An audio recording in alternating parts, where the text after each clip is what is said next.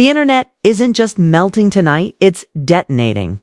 Because Joe Rogan and Candace Owens, two voices who have gone to war with each other more times than anyone can count, have suddenly joined forces in a way nobody on this planet saw coming.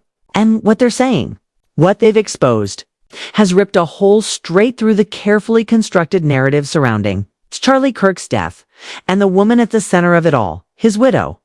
Moments ago, Rogan and Owens didn't just hint at new information. They unloaded what they're calling the evidence we were never supposed to see.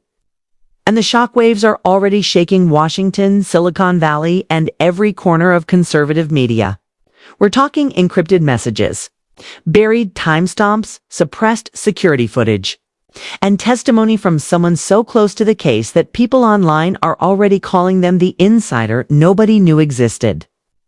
And at the very heart of every leak, every contradiction, every chilling new detail, stands CharlieKirksWidow.com/silent, watching as if she knew this storm was coming. This isn't gossip. This isn't speculation. This is the kind of revelation that makes entire organizations panic and forces powerful people to make late-night phone calls they hoped they'd never have to make. Because if what Joe Rogan and Candace Owens have uncovered is real, then everything we thought we knew about Charlie Kirk's final days was a lie, one written, rehearsed, and protected by someone closer than anyone imagined. And that's only the beginning, the moment. Joe Rogan leaned forward in his chair, lowered his voice and said, "I've seen things that don't add up." The entire internet stopped breathing. It wasn't the words Rogan has questioned 1,000 stories before. It was the look in his eyes, that quiet, haunted look of someone who didn't just hear a rumor, but stumbled onto something so big, so twisted, it rewires your understanding of reality itself. And when he added that a source extremely close to the situation handed him documents that contradict the official timeline of Charlie Kirk's death, the shockwave shot through every corner of social media. But what nobody was prepared for was what came next. Candace Owens, who has publicly clashed with Rogan for years, suddenly emerged with her own revelations, except hers were even darker, even more personal, and aimed directly at the one person the media had treated as untouchable, Charlie Kirk's widow. She didn't come with vague hints. She came armed with receipts, deleted messages, redacted emails, and an audio clip that, according to Candace, was so disturbing, it changes everything. Within minutes, the clip was being ripped, mirrored, reposted, and dissected across TikTok, X, Instagram. Even Telegram channels usually reserved for political operatives and ex-intelligence analysts. Something about the tone in the recording, a voice giving instructions, a timestamp that didn't match, a decision that no grieving spouse would ever make, sent an entire community spiraling into hysteria. And the strangest part?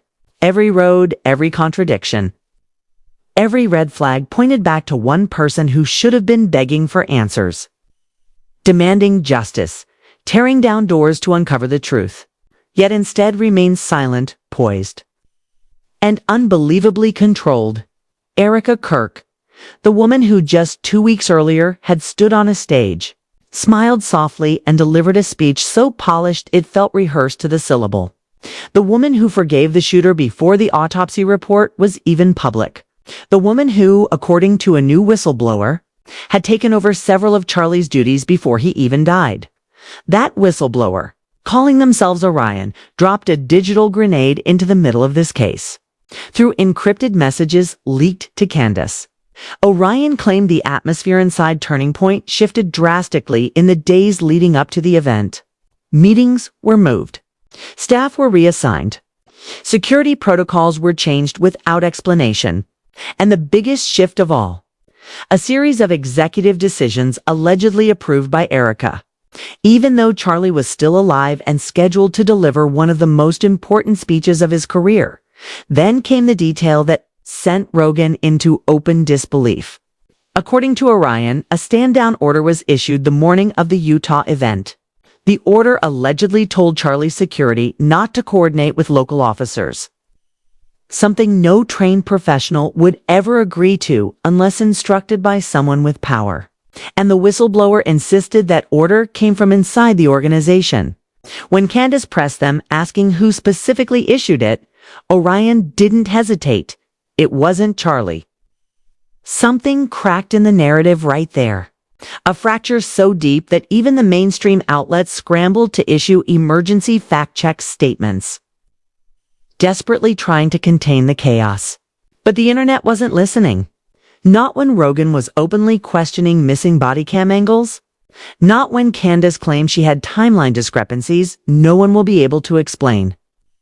Not when thousands of people were analyzing Erica's last live stream frame by frame, pointing out her steady hands, her dry eyes, the faint smirk during a moment no widow would ever smirk through. Then a new leak surfaced. A string of text messages allegedly between Charlie and a close friend. The friend insists Charlie told him he felt pressured, watched, and boxed in. One message, if real, is the most chilling of all. If anything happens to me, it wasn't random. Within minutes, the screenshot had gone viral, triggering mass hysteria, denials, counter-denials, and a new wave of theories so intense it was impossible to tell where. Truth ended and fiction began, but nothing, absolutely nothing, compared to the bombshell Rogan dropped live.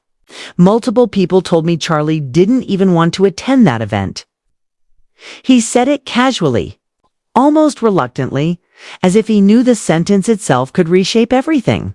Viewers clipped it instantly. Millions watched that 3-second moment. Candace reposted it with the words, "This is exactly what I've been saying." And suddenly people began demanding answers from Erica, answers she refused to give.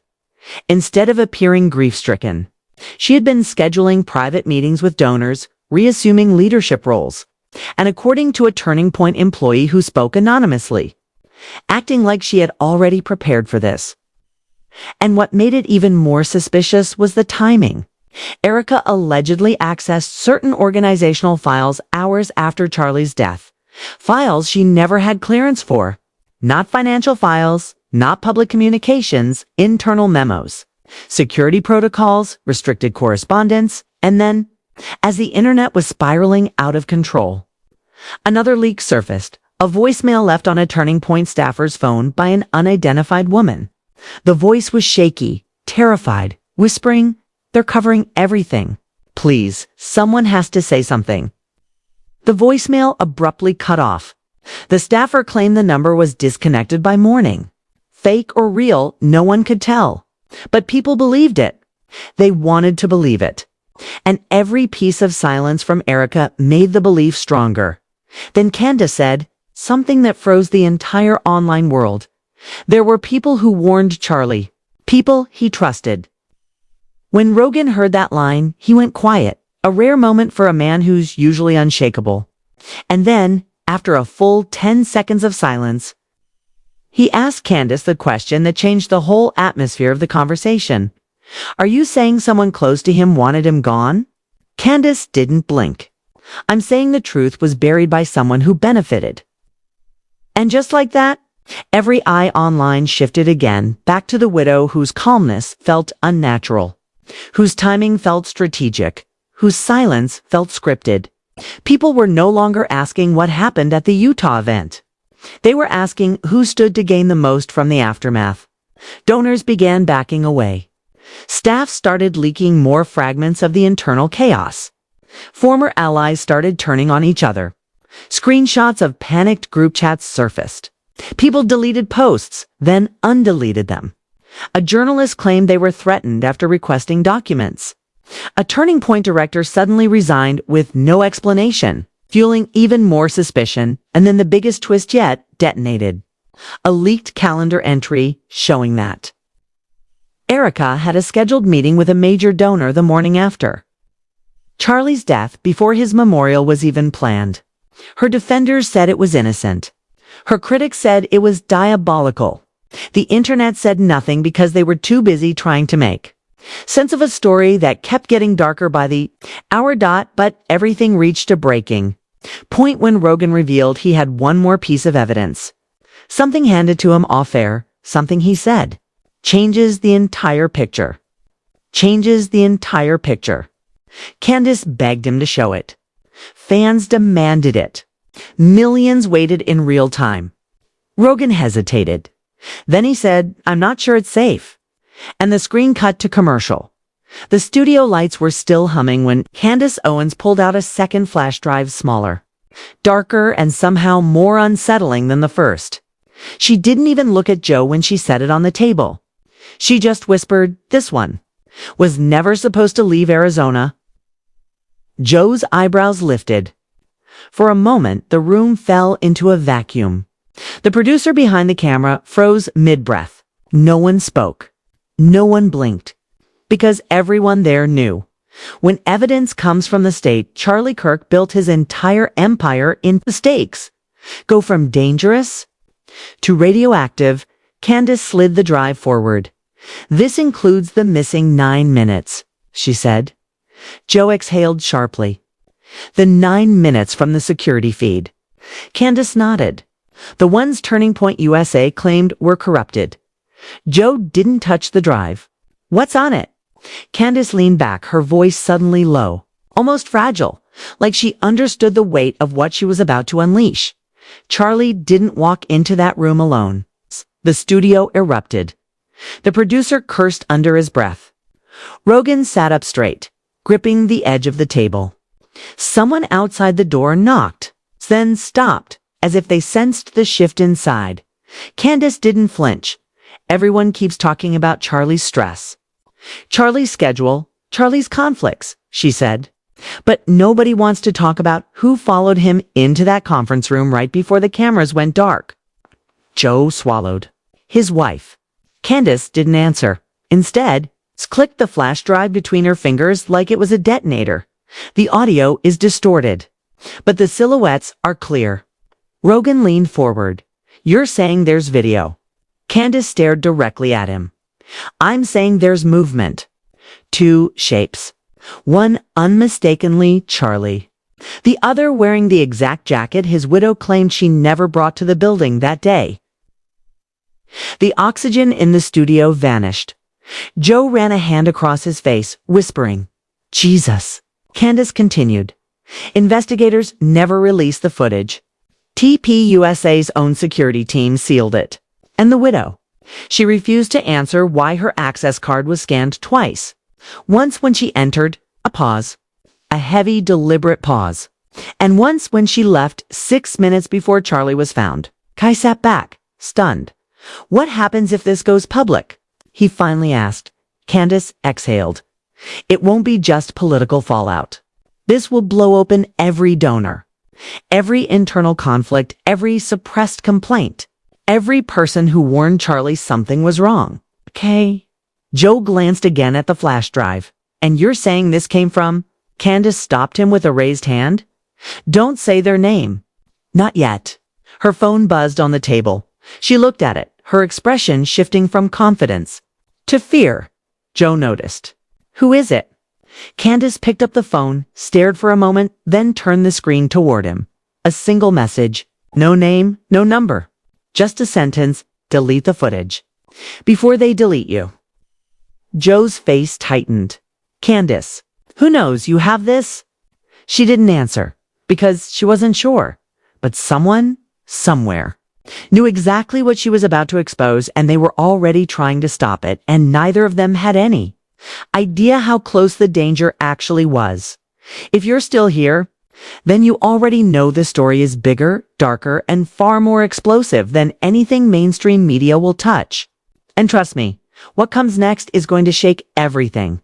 So before we go deeper, hit the like button so this investigation gets pushed to everyone they're trying to keep in the dark. Subscribe because the next chapter drops the moment the next leak hits, and you do not want to be the last one to see it. Turn on notifications, seriously. The next part could disappear fast. YouTube isn't exactly thrilled about this topic. And one more thing. Drop a comment below. I'm watching. So the people suppressing this footage know exactly how many of us are paying attention. Because after tonight, there's no going back. No going back.